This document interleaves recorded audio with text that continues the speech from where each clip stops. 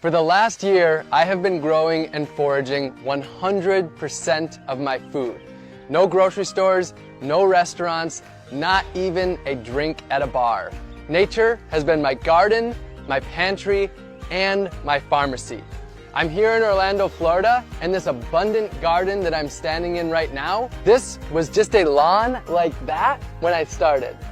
I don't own any land, so to grow my food, I met people in my neighborhood and I turned their front yards into gardens and shared the bounty of food with them.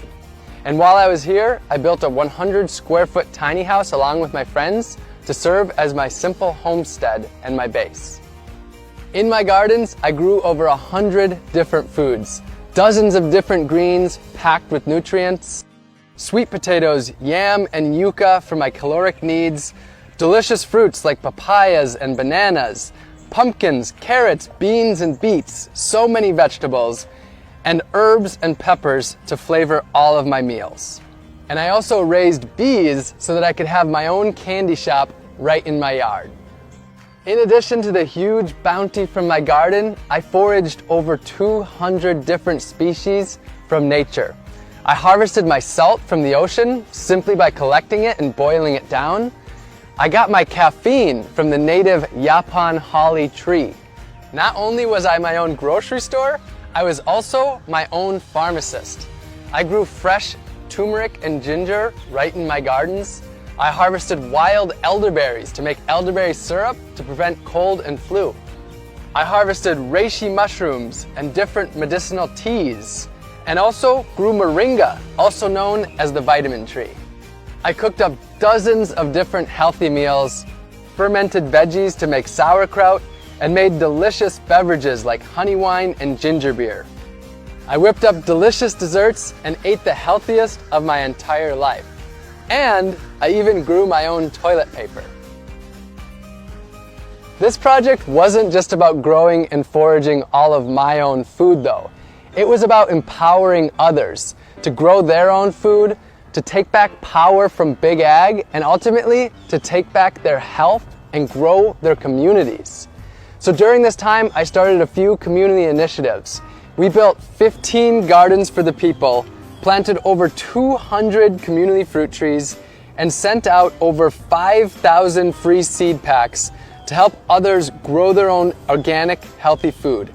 And I taught dozens of free gardening classes in my gardens to the people in my community. I've been exploring food for close to a decade, and I believe that our globalized, industrialized food system is broken. This was my quest to see if I could step away from big ag and grow and forage every single bite of my food. I'll be honest though, I do have an agenda. I want you to question your food. Where did it come from? How was it grown? How did it get to you? And what was the impact that it had on the earth, other species, and the humans that grow that food? And if you don't like the answers that you find, I want to empower you to change them.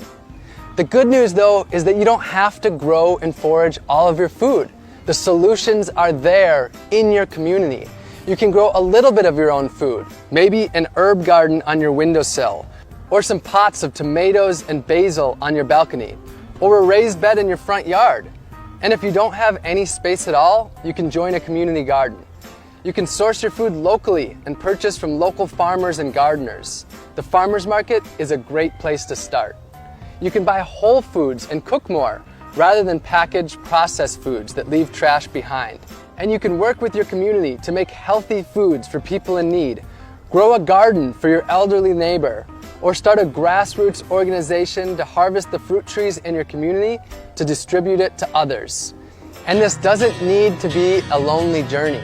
For most of us, food is at the center of our lives, and we can do this together in our communities. My year is over, but my journey of food has just begun.